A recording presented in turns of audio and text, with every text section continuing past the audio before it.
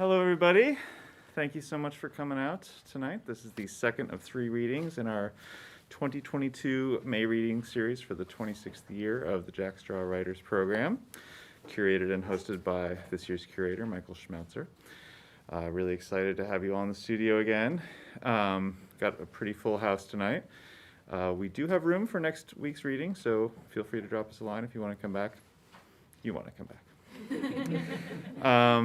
So I'll hand it over to Michael in a minute, but I do want to thank our funders that help us put these programs and events on. Our residency programs, which this is one of, are supported by the Seattle Office of Arts and Culture, For Culture, King County Lodging Tax, Washington State Arts Commission, National Endowment for the Arts, Arts Fund, Rainier Foundation, Humanities Washington, and the National Endowment for the Humanities as part of the American Rescue Plan Act of 2021.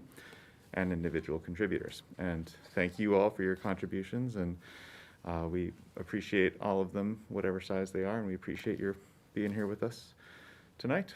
So with that, I will hand it over to Michael.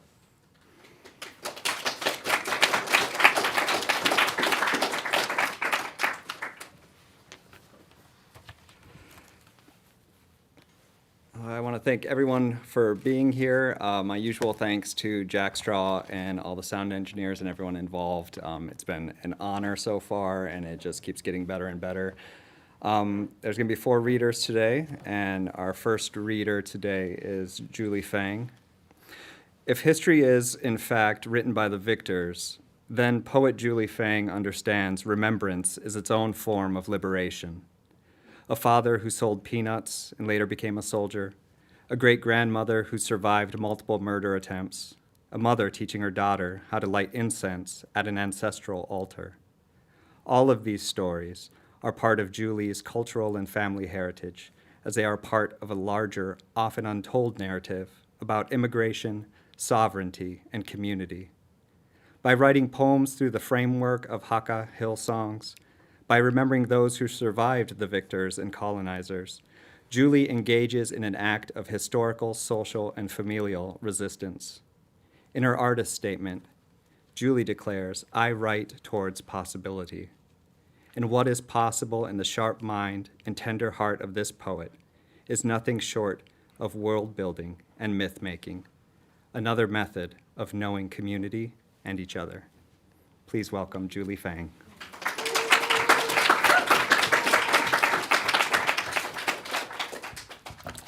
Hi. Thank you, Michael, for that beautiful introduction. Thank you, everybody here, and those watching from elsewhere, too. And shout out to my fellow Jack Straw writers, and to Levi and Aisha and all of the Jack Straw staff. As Michael said, I am reading from my current poetry project today, which is a collection of poems through the framework of Hakka hill songs. So I thought I'd share a little bit of context first. They are an oral storytelling tradition with improvised lyrics and melodies. In Taiwan, they're also called old mountain songs or tea-picking songs because they're sometimes associated with the work of picking tea on hillsides. And they have some formal elements, but they aren't super tied to them. And it's 4-line stanzas with 7 characters or syllables each. So some of the poems I'm reading today are entitled Hakka Hill Song, and those are the ones following the form, and some have broken away from the form, and those ones have different titles, but are still part of the same project. Yeah, so I love that it's a form from my heritage, and I love that they have a history as protest songs. But one of the things I was really drawn to about them is the relationship between what they're literally describing and their, aboutness, uppercase aboutness, what is indirectly said in the narratives. So they're often about sort of everyday things like chores, everyday labor, and leisures, and, family, community, everyday work and joys. But if you listen carefully, even though they might not directly address it, they're also about these bigger and scarier things. What is, like Michael said, told and what is untold. So my first poem is Hakka Hill Song number 5. Our old mountain songs come from women who have always worked. We hear their lyrics settle the tendons of our shoulders. The songs say, here's how to pick tea. Lift 2 leaves and a bud with loud hands and a sweet throat. Remember where we might go. The songs say, here's how to hawk what you've taken from the hills, louder than hands and sweeter than throat, far and farther still. The work will always be there. Mulberry leaves for the silkworms, chestnuts for the snuffling boars, lemongrass cut in the rain. The songs will always be there. Our tea-picking tunes passed from land to throat to hand. Our work, our songs, our damned days. Our old mountain songs come with women who move away from the mountains still. We hear our hills that now dwell in our hands. My next one is called wolf peach, and wolf peach is the Latin classification for tomatoes from a 1767 taxonomy book that was a major founder of scientific racism. And I wrote this one, no big deal. And I wrote this to sort of think through questions of how we can disrupt structures like racism that were founded through, like pseudoscientific classification systems, but have real and deep consequences. My father grows tomatoes in a glow of dark soil next to the warehouse where for many hours of the sour day, he carries boxes and bitter. They swell fat with sharp water, their navels plumping towards palms, their petioles tender where the stalk joins the leaf to the sturdy stem. Vegetable, like race, is a social construct. Fruit, like body, is an act of flowering. My father's hands touch each rough meristem, reach against the globes of smooth acidity. He bends to lift each one, thumbs patting green stars. Name, like flower, is a category of soul. Hand, like vine, is a way to classify. My father's pinnate ribs arc over the climbing vines. He plucks orbs at first bloom of blood. He waits to pull and break at brush of dusk. Someone once said this flower is the same as this other flower. Can it be unsaid? Someone once named you a name too watery to taste. How do you begin to be renamed?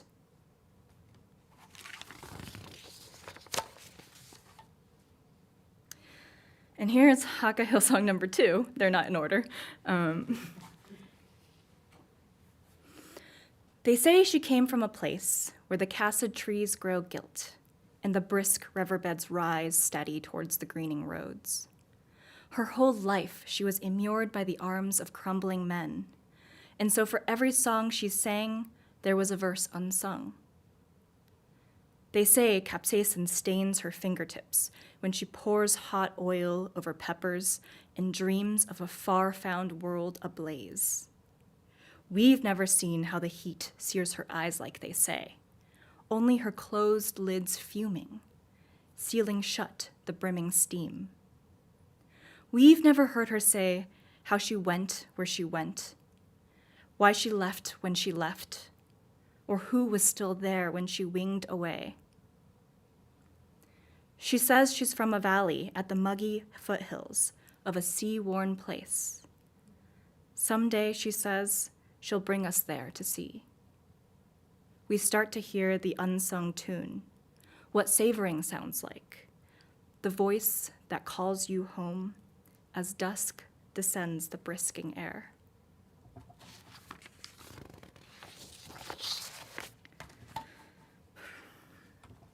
Tales. My father tells me of plucking wings off the writhing bodies of dragonflies. He can still smell the smoke rooting across the rocks. Rosestone is what they called it back then. rising wrists of incense and fleshy buds, the scent of a temple garden here again. The scene unfolds in front of us. 2 boys, a kitchen knife, the still squirming tail of a wall dragon. They feel the triumph of childhood, from the low rafters of the wood shack to the rose caverns and the cattail lashes. They slip past the temple, through the blushing latticework, around the corner towards the banks of still water. Serenades of rose stone to skip, to blossom, rock and skin. I urge on, but here my father surrenders his tail.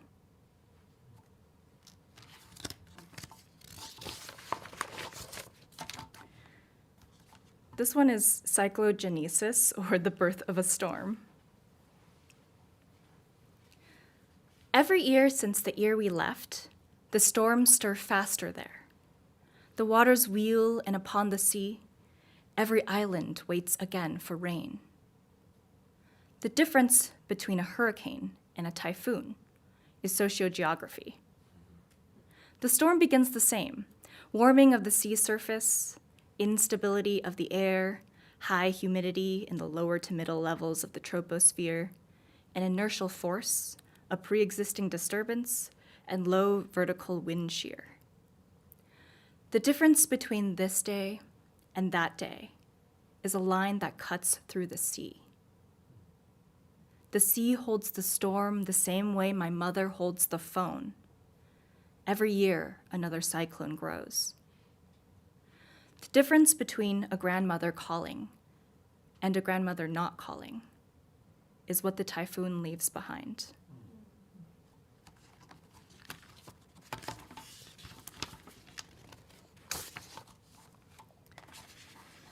Hakka Hillsong number 7. Have you heard the song about the girl who sold sugarcane juice? She was from the hillsides. She was from the seaside, but now she lives in the hills. In 1993, at the foot of Mainong Mountain, the people sang in palm-leafed raincoats as the dam drummed through. Have you heard them singing?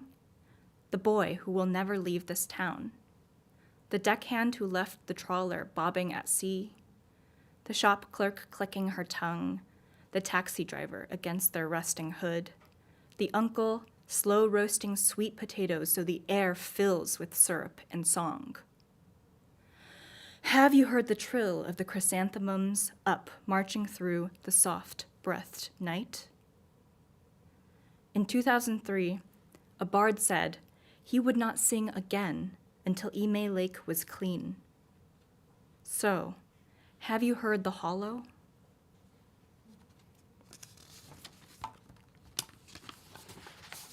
All right, my final poem today is called Carapace. My grandmother was the first to tell me my first word. She was there, and though I was too, it's not something I can hold. She said to me, "You were a child of tongue and temper, and like me, you were meant to leave and always be leaving. You were meant to carry your home on your back, and like the women of our line, cross waters bearing the weight of our own marrow." My grandmother tells me that to know the true name of a thing is to have power over it. All my life, I protect this spine, only to forget the softness of my belly and throat. My belly believed itself a host. My throat has been without homeland for 1,000 years. What words became bone, only time will tell. What words became shell, only home can hold. And so we hold, and we hold, and we hold. Thank you, everyone.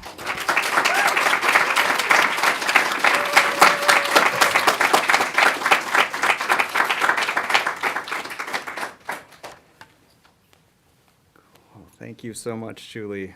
That was beautiful, as expected. Our next writer is Helen Anderson. Helen Anderson is a fiction writer who somewhat defies categorization for me. The best way I can describe her work is to say Helen writes in a hybrid lens of contemporary realism and speculative fiction with a sprinkle of earnest satire thrown in for good measure. These are stories of human intimacy in all its messy glory, often mediated by technology and the added layers it offers.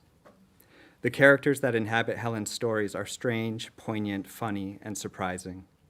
There are small tragedies amid absurd events, or vice versa.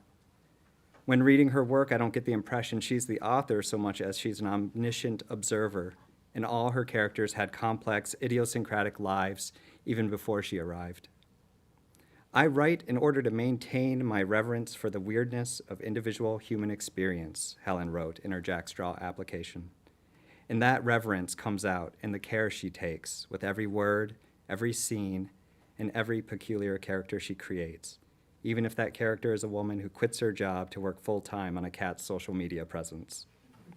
It's difficult not to love these stories, and even harder not to care for these characters, who remind us of all the bizarre ways in which we cope and survive our often surreal existence. Please welcome Helen Anderson.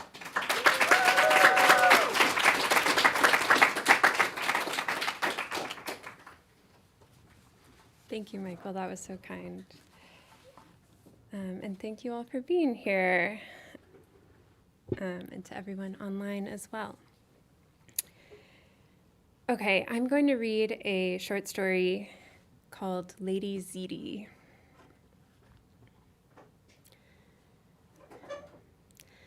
I knew I was in trouble when I saw the moving truck pull up in front of Lady Ziti's house. Just weeks ago, her follower count soaring, I'd quit my day job to manage her socials full-time. And now she was leaving without even a for sale sign as warning. I pictured that truck pulling away like a magician's handkerchief, leaving Lady Ziti vanished. No way could I let that happen. I'm good at my work, maybe one of the best in the business, or getting there. Lady Ziti is no Chief Mouser of the United States, C. Modus, whose media presence is all buttoned up har-har dad jokes, grudgingly written by some White House intern who's decently qualified to be president. No, Lady Ziti is the real deal. That's why people like her. That's why you probably like her. For example, Lady Ziti is hypnotized by infomercials, just like you. She sometimes falls asleep after dinner with her front half in the still greasy cast iron pan, just like you. Lady Ziti was intrigued by the idea of a cereal milk latte, just like you, and like you, was disappointed by the results, though that could be because cereal for her is hard kibble, and most of the time I feed her oil-packed anchovies. Those and salt and vinegar potato chips, which she hacks down with a violence that communicates, I will experience this pleasure or die trying. You don't deprive that cat of her chips. You look up how to perform a Heimlich on a cat, and you stay vigilant. Just like you don't deprive the world of Lady Ziti. Ethically, you can't. Besides, if they saw me reposting old photos, the anchovy company and all the other brands would withdraw their sponsorships. And what would I do then? So I grabbed a fresh bag of kettle chips and walked across the street to Lady Ziti's house. Trust me, I know as well as anyone that you don't own a being like Lady Ziti. She chooses you. And as far as the lady's 300K followers know, she's chosen me. My boyfriend doesn't understand why I continue to let Lady Ziti out at night, now that my livelihood is tied to hers. And I can't tell him about the house across the street because he too thinks that she has chosen me, and his belief helps make it true. When we fight, it's because he thinks I don't take my job seriously. which is why he went back to his own place last night just after Lady Ziti went back to hers. How could I let a rising star like her just traipse around the neighborhood? In Lady Ziti's front yard, I scanned the bushes, rattling the bag of chips. 2 movers carried a credenza out of Lady Ziti's house and down the front walk. I paused my rattling to nod at them. They looked at me with my chips and my old corporate sweatshirt. They nodded back. While they loaded the credenza into the truck, I stepped quickly through the open front door and into Lady Ziti's house. "Hello," I called. No one answered. I had never been inside Lady Ziti's house before. Now it was filled with shrink-wrapped furniture and labeled boxes. An old person smell wafted off the wallpaper.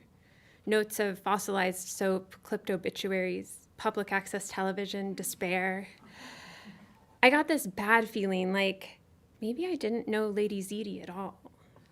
What did she get here that I couldn't give her? Meow, I heard then, muffled but unmistakably her, and coming, it seemed, from a tower of cardboard boxes in the dining room. The boxes were marked in Sharpie. Some said Horizon Shores, others donate. God forbid she had been marked donate. Furiously, I ripped tape from the boxes. What I found was revolting. Soft leather shoes that looked permanently wet, rolls of novelty toilet paper. The movers came back inside, and I slowed my frantic unboxing, watching them.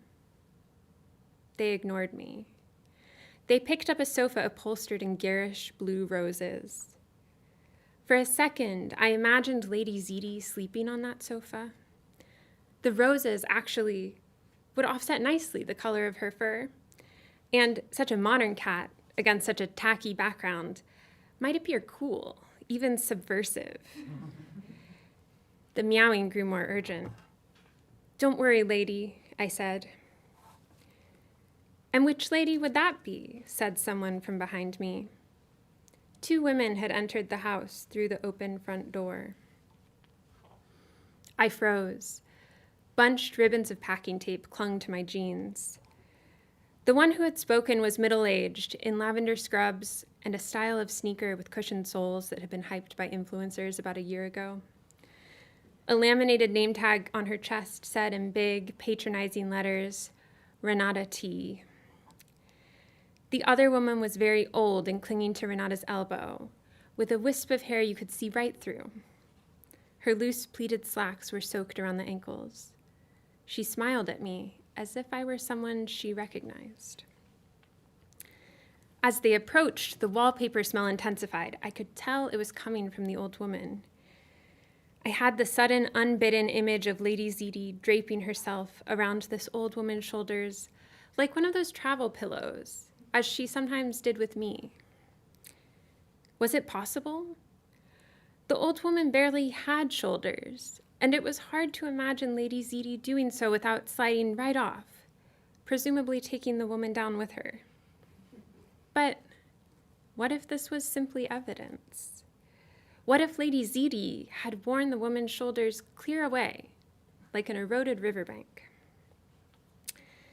And did this old woman know that if you pushed Lady Ziti's ears down so they turned inside out, she would brush them back with her paws one at a time, like a person miming, "I'm sorry, could you please speak up?" "What are these boxes?" said the old woman, looking at me. "Are you moving?"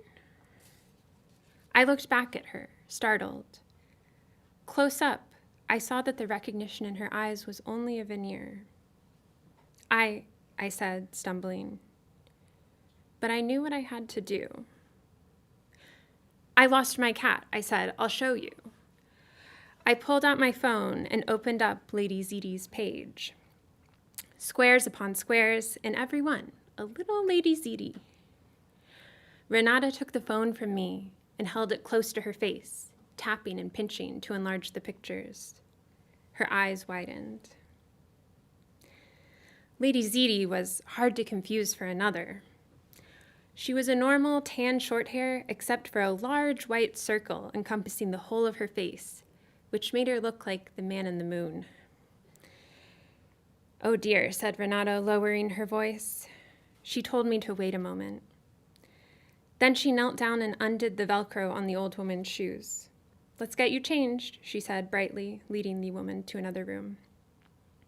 She wasn't supposed to see all this, Renata told me when she reemerged, gesturing at the shrink-wrapped furniture. But go figure. Can only walk so long before she walks herself straight into a mud puddle. She shook her head. I plucked the packing tape from my legs and compacted it into a ball. Then Renata opened a door, and there was Lady Ziti in the laundry room. "That's your cat?" she said. "Boy, did Mrs. Phillips have me fooled. Called it Cleveland. Had the litter box, all the trappings. I think it even slept here sometimes. You must have been so worried." I scooped up Lady Ziti. She struggled a little in my arms. "I'm so sorry," Renata continued. "If I'd known, I would have returned him to you sooner. Lucky you showed up today. The memory care place doesn't allow pets, but he was going to her granddaughter so she could still see him sometimes." I stopped stroking Lady Ziti and looked at Renata. "Oh, don't feel bad," she said. "She'll forget him in no time. The house, too, me, everything. Won't even be sad." For some reason, I thought about what my boyfriend had said to me several weeks back at a wedding where I was his +1. "When I met you," he'd said, squeezing my hand, "I thought to myself, I'll never be lonely again." I thought that was a weird thing to say about a person. Lady Ziti squirmed again, and I gripped her tighter. Renata gave her a little tickle on the cheek. "Just do me a favor and use the back door," she said, "so she doesn't see." After that, it didn't feel right to carry Lady Ziti straight across the street and just deposit her in my house. So instead, I took her to the pet store to get her a new costume. We picked out a little superhero mask and cape set. When we got home, the moving truck was gone, and Lady Ziti's old house was dark. I put the superhero outfit on her, but it only made the feeling worse. I looked her in her blank moon face. All I could see was Mrs. Phillips asking for Cleveland. I imagined her in the memory care facility, the vapor of Lady Ziti playing hide-and-seek in her porous brain. I didn't feel like doing a photo shoot anymore, and the cape was all wrong anyway. She looked like the moon, dressed as a cat, dressed as a superhero. I had the weird sense that maybe she was the moon, and now she was in my house. I posted to her followers that Lady Ziti was recovering from a traumatic day and would be taking a short break from social media. Then I called my boyfriend. I told him that he was right, and I wasn't going to let her out again. She'd be an indoor cat from now on. "Oh," he said. "Okay, that's great." I hung up and offered Lady Ziti a salt and vinegar chip. She didn't take it, but instead grabbed the bottom of the bag with her mouth and upturned it into my lap. She had changed. I could see it. Her followers probably would too. At that wedding, I had worn an outfit my boyfriend had excavated from the back of my closet, saying how much he loved it. I hated that outfit. How silly it all was, I had thought. Me taking up space among the couple's family and closest friends, getting seconds of their expensive food, appearing forever in their most precious photos, and also my boyfriend would have a hand to squeeze. I looked at Lady Ziti in her costume, and I tried reciting his line, "I'll never be lonely again, lady." But I didn't believe it, and neither did she. Thank you.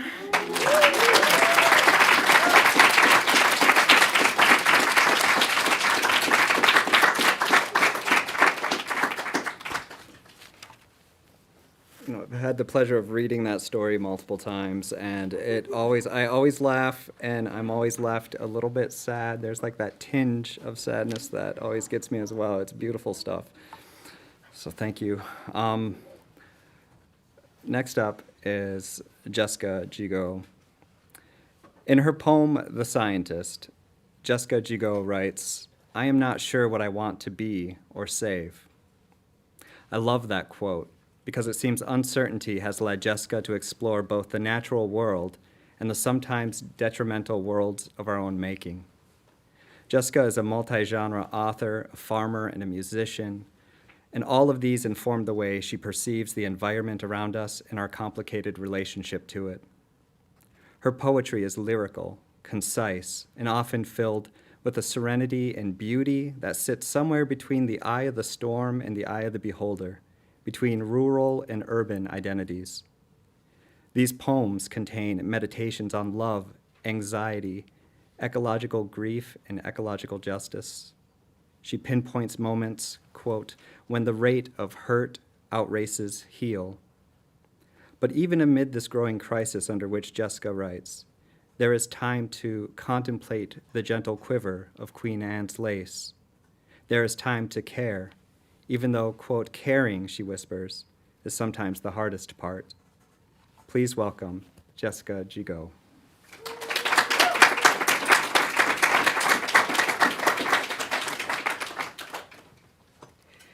Thank you, Michael, and thank you, everybody, for reading tonight, and thank you, Jack Straw, for this amazing program. This is the first time I've really been in person with everybody, and it's really nice to be here. And for those of you at home, I live streamed last week, and I really enjoyed it. So hello. I want to start by reading a couple older poems. My project with Jack Straw has been, as Michael described, focused on ecological grief and anxiety about the future. And I was looking back at some older poems and sort of seeing the seeds of that, in addition to a lot of poems about my sheep, which I read at another venue, so I'll spare you from those. But these are I'm going to read a couple poems from my book, Feeding Hour.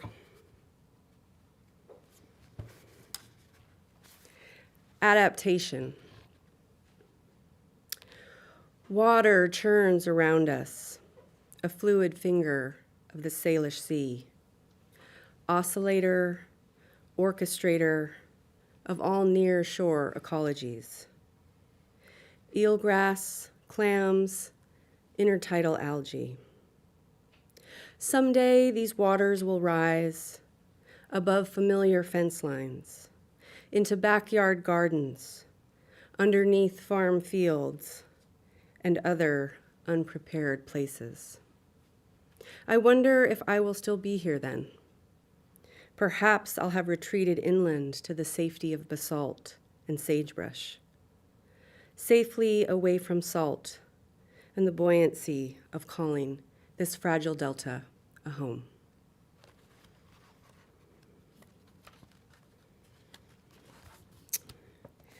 And I live near the Samish River, which is the Samish River and the Skagit River have two of the biggest salmon runs in western Washington.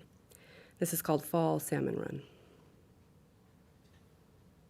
Past the wheat stubble and spent spinach seed crop, the bridge is littered with trucks, men and tackle boxes, awaiting the big kings, or maybe the fall, chum, coho.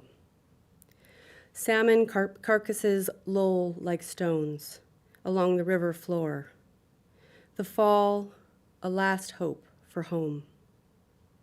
Farmers and bankers stand shoulder to tartan shoulder to snag a wearied one. In water this low, you could almost yank a tail by the hand. I hear a cough and then a fuck. Two teenage boys scramble up from under the bridge, coughing with their trick bikes, backpacks, baseball hats, backwards. They are not in school, nor do they see the water below. To them, the salmon is sport. To the families that paddled this river first, it was spirit food. When the season was closed, There was blame on both sides for the dwindling harvest. How quickly hate is abandoned now that permits are open again. We are all irreverent teenagers loitering along the bank, watching nameless eddies circle and pass.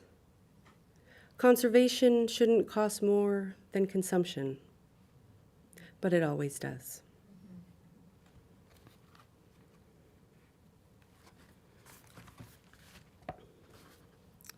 And a lot of the poems in this book are about early motherhood, so I want to read this one called Returning to Water.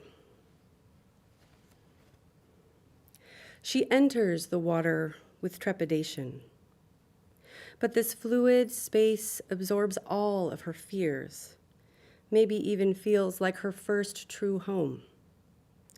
Tiny feet flap and kick, not for motion, but investigation of liminal movement, her own growing expanse. The chaos of splash brings joy and terror, freedom and buoyancy.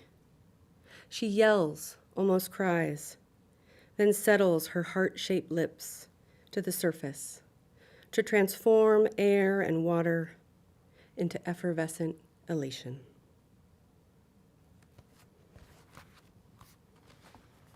And I want to read an even older poem. This is one I just wanted to read here because I read it in this space about 10 years ago when I was in a Floating Bridge Press anthology, and just in honoring Michael and his press for being here.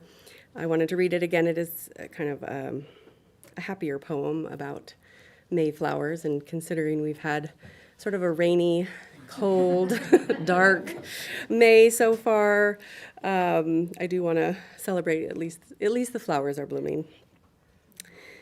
And you don't need to know much about this except Sarah Bernhardt is a variety of peony. I'm not referring to the comedian. Garden Doctrine, Peony and Rose. Sarah Bernhardt comes by surprise each year. Tight-fitting, light hue with a multitude of petals. They scatter or stick to the head of Buddha in what feels like a single moment before they are gone. Heirloom, nameless rose unfurls in stages from green bud to open story. And once she starts talking, you can hear her royal chime, smell her scent for centuries. One by one, her red pieties float by St. Francis as he prays for renewal.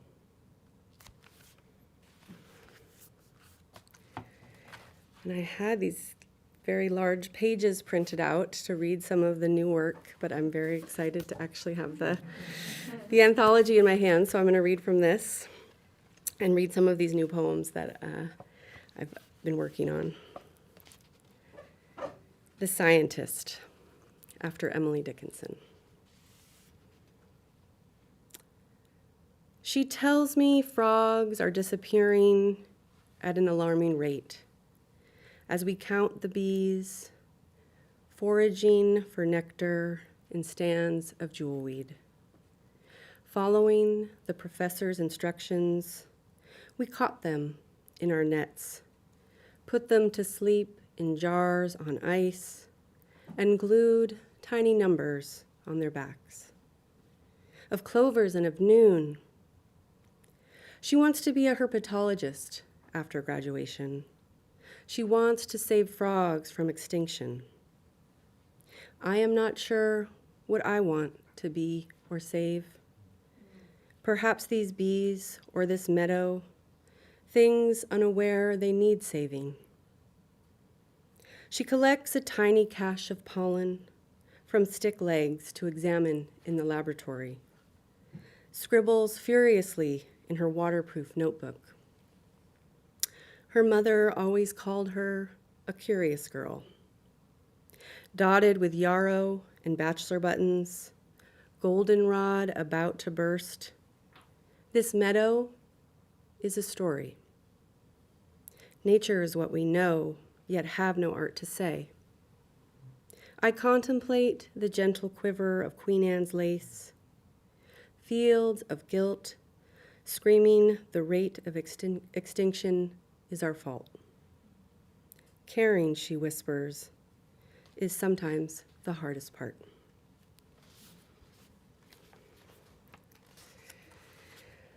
I think this started before the pandemic, but I often go down YouTube rabbit holes watching glaciers fall apart or calving glaciers. And there was one particular video called Enormous Glacier Calving Montage that really stuck with me, and so I wrote a poem about it. Enormous Glacier Calving Montage, Richard Seide, February 14th, 2021. I turn off the sound on this video, just witness the sloughing off. Jagged chill, their futures transform. Bluish blocks to bitter ocean bits. Calving, as in cows, is generative. A new life born of a wound. Warm blood and milk, ice dividing, becomes net loss, as in not making more. Not the asexual type of more, like the budding fungi, but a rift, an opening at the edge of a salty bay. After hemostasis, new tissue covers the cut. But here, we are talking about water, and letting go isn't natural when the rate of hurt outraces heal. Once it's gone, it's gone, it's gone, it's gone, it's gone.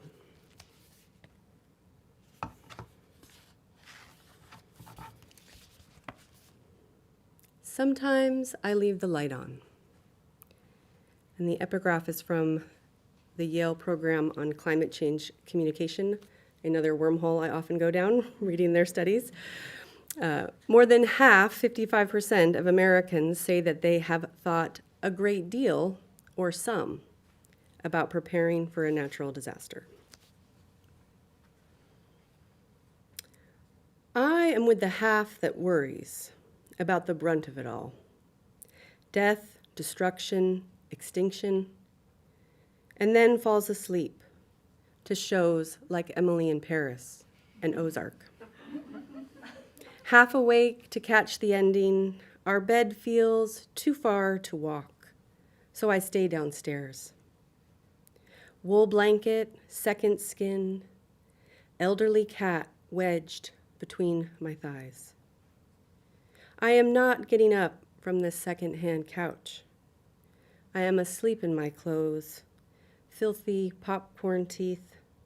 I don't care. Sometimes it feels good not to care.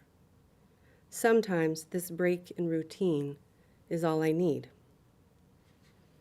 On those other nights, even the slightest creak will set my mind ablaze.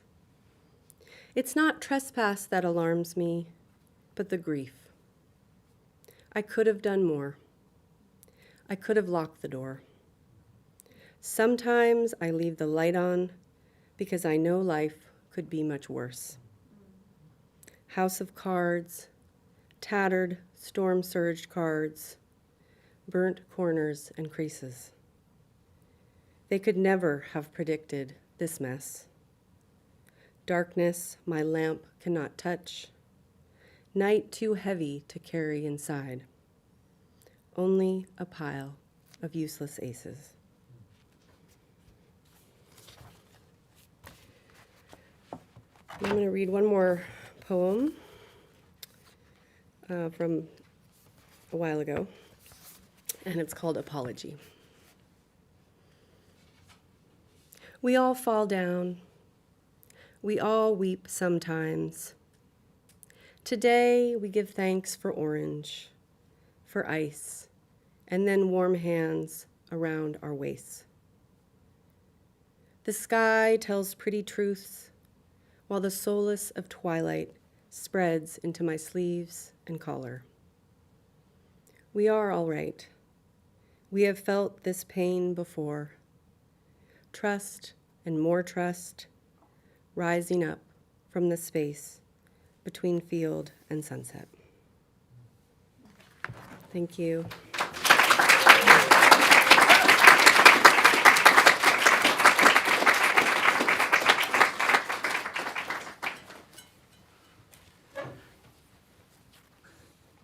So I would like to just take a quick moment for everyone here and everyone on the internet. If you're a publisher or an editor of a journal or anything like that, all of these writers are working on fantastic projects, so I highly suggest you contact them.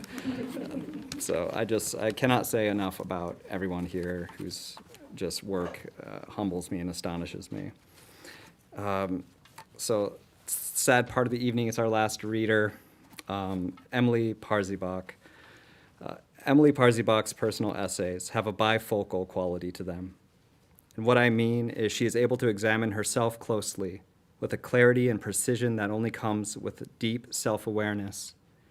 Simultaneously, Emily looks in the distance towards society, history, and mythology with the same intelligent, curious, nuanced, and thoughtful gaze. Or maybe she looks closely at society, history, and mythology and places herself in the distance. Either way, her compelling and honest writing contains a type of literary depth perception that maintains vulnerability and intimacy without losing any focus or does not include any filter of self-aggrandizement. Emily's Jack Straw project is an interrogation of female archetypes, and although these archetypes have been used to shrink and limit women, she understands that these very ideas, if turned at the right angle, can be doorways to empowerment. And now I will gladly and humbly step aside and let Emily and her words open that door wide open. Please welcome Emily Parzybok.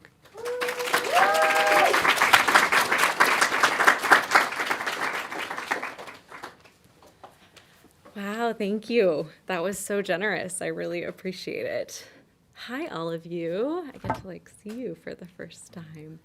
And yeah, thank you, Michael. Thank you so much. And thanks to Levi and everyone at Jack Straw and all the other readers. It was so nice to hear you. This is my first public reading ever, which is really exciting. So I get to hold my first, anthology that I'm in, and I get to read for the first time, and it's exciting. So, the essay I'm reading tonight is really on the nose.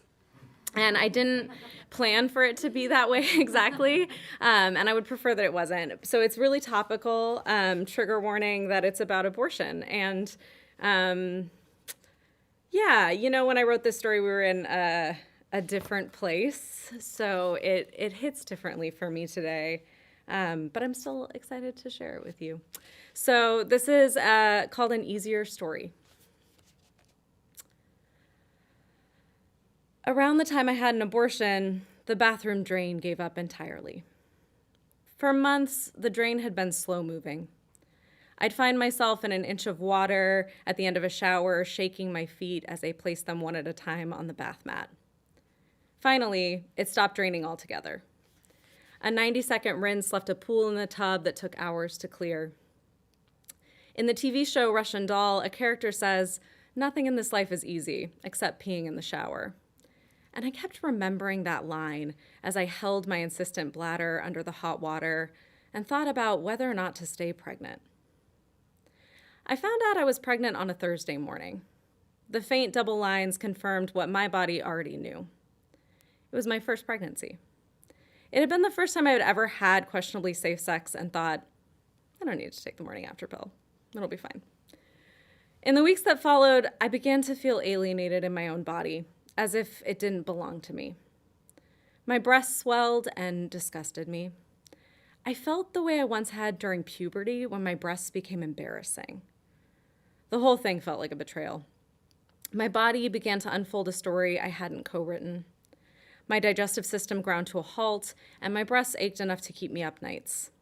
I desperately wanted to exit my body. Less than 10 minutes after the positive pregnancy test, I called Planned Parenthood to make an appointment for an abortion.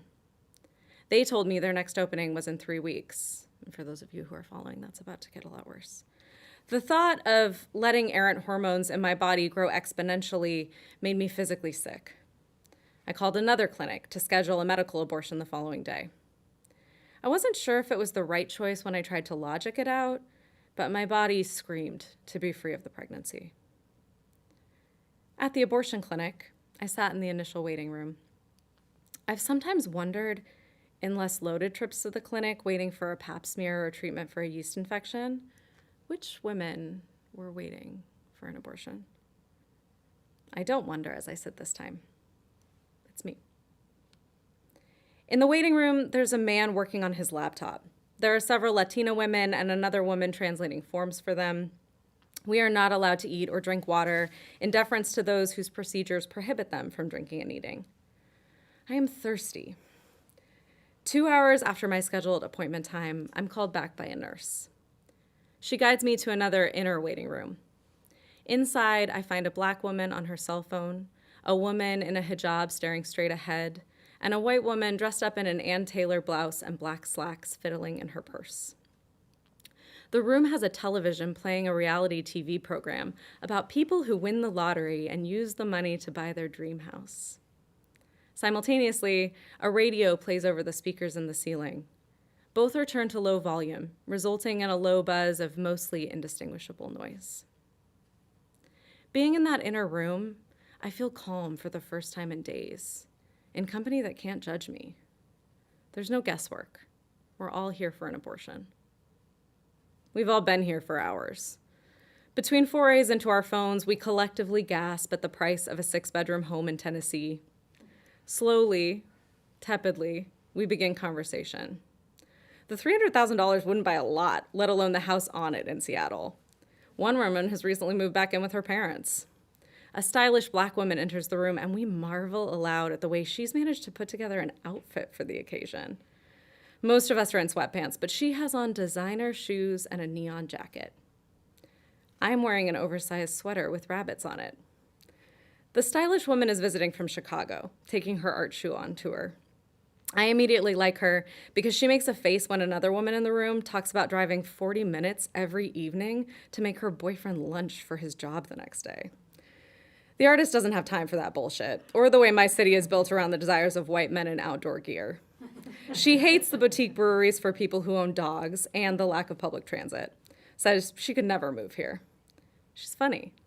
If she wrote critiques of the cities she visits, I'd read her blog.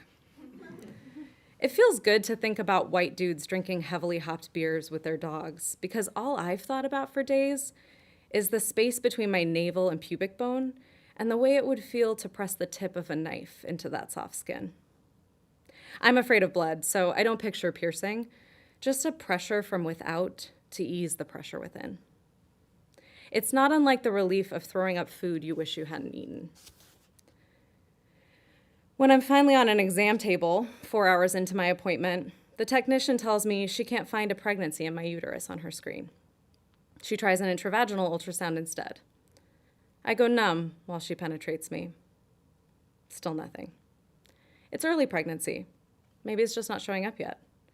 The doctor I consult with tells me it could be that I'm simply not far along enough to detect, or the pregnancy could be ectopic, growing outside of my uterus. She doubts it. Ectopic pregnancies are rare. She tells me I can wait a few weeks to figure it out, or I can go through with a medical abortion today. I swallow the pill. I didn't expect the shame I felt upon discovering my pregnancy. I'm surrounded by people who are pro-choice, but making the choice myself felt different, like I'd failed. The messages get in whether you subscribe to them or not, a slow seeping of shame. I'm consumed by shame and fear as I sit at home waiting to bleed. When I say I'm afraid of blood, what I mean is that I have a deep, unyielding phobia of my own blood. A cut finger leaves me paralyzed on the bathroom floor, my fingers curled into claws as I vomit. Having my blood drawn results in such severe panic that my body goes into shock. It usually takes me hours to leave the hospital. While my period has never bothered me, the warning from the nurses that I may bleed severely enough to require hospitalization does. I sit silently on the couch in panic that night, but As dark falls, and through the days that follow, I never bleed. And this frightens me too. When I find out the pregnancy is ectopic 2 weeks later, I feel a kind of relief, despite knowing that this news might mean surgery. This is an easier story. In the future, if I want, I can leave out the part where I had a medical abortion altogether. Instead, in this new narrative, I become that saintliest of all creatures, a thwarted would-be mother. Never mind that I don't particularly want to be a mother. I'm ambivalent enough that a few years ago, the mere idea of kids started a fracture that ended a decade-long relationship with the person I had imagined growing old with. I still sometimes picture our life together and wonder how I could have made it work. When I picture us together, I don't picture children. The thwarted mother story isn't true, but it will come in handy when I don't want to explain myself. I know the pregnancy is ectopic before the blood work confirms it because of a pinprick of sensation on my right side. When the clinic calls about my irregular blood work, they urge me to go to the emergency room as quickly as possible. Another day of waiting. This time with an IV in my arm under a heated blanket, while Al Sharpton announces on television the conviction of Ahmaud Arbery's killers. As I type an update to my friends from the hospital bed, I discover that my phone doesn't recognize the word abortion. Instead, it leaves my misspellings of the word in place. Abortion is an error it doesn't acknowledge.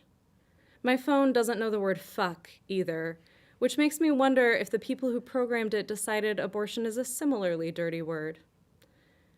It's an erasure that's part of a larger project of erasure around women's experiences, designed to make them feel alone and isolated.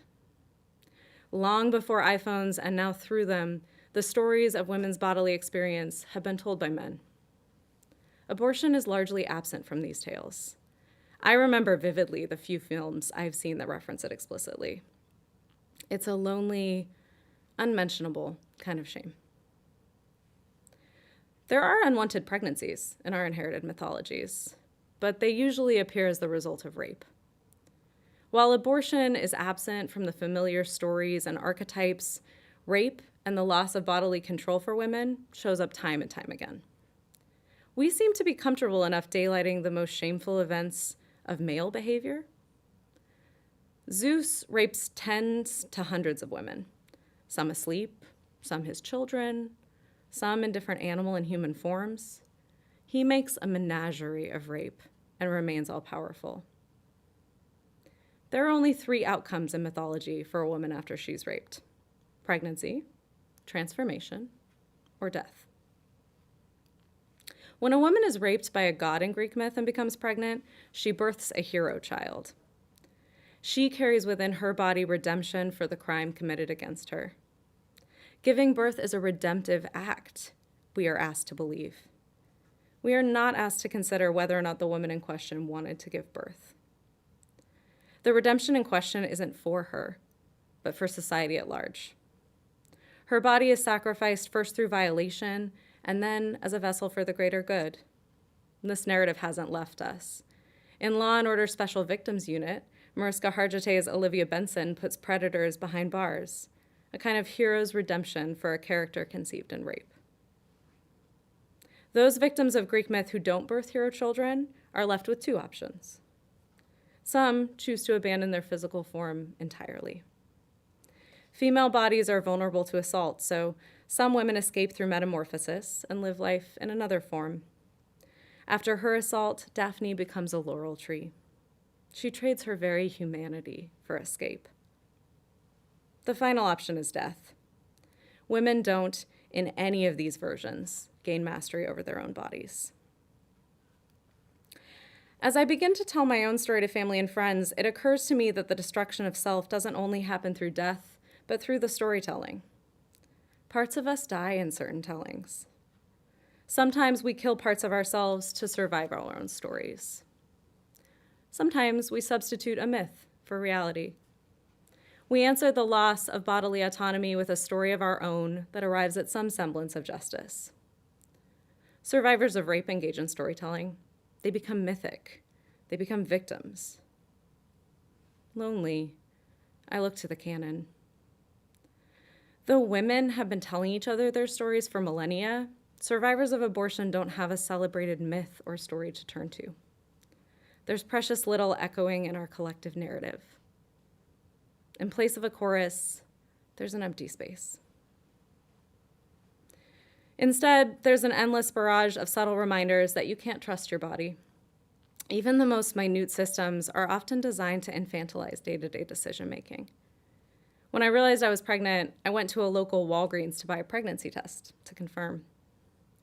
A box with 2 pregnancy tests costs $13, but the tests are kept under lock and key. In order to purchase a test, you have to ring a doorbell that pages the entire store, letting every shopper know that someone needs help with feminine care items. I pushed the button and paged the store 4 times before someone came, while a parade of customers gazed curiously down the aisle. Anyone can buy a $40 bottle of Advil without assistance, but I was required to ask an employee to unlock the $13 pregnancy test and escort me to the counter, holding the test in front of him so I could be rung up. You are not allowed to walk the test to the counter yourself without an escort, I asked.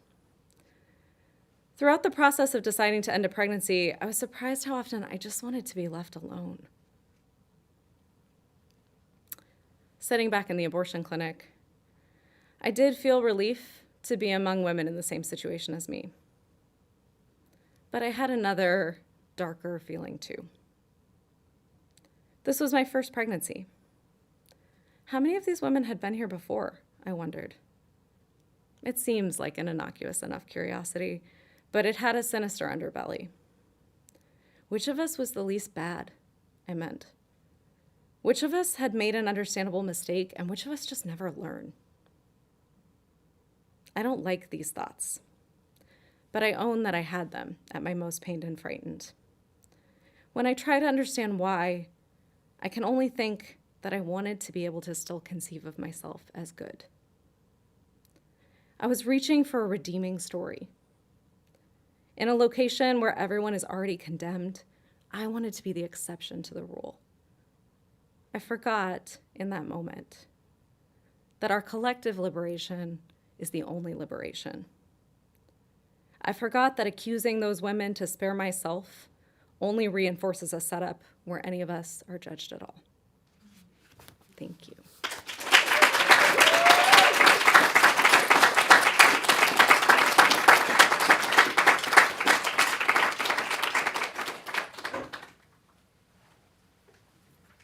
Sorry, I just catch my breath there.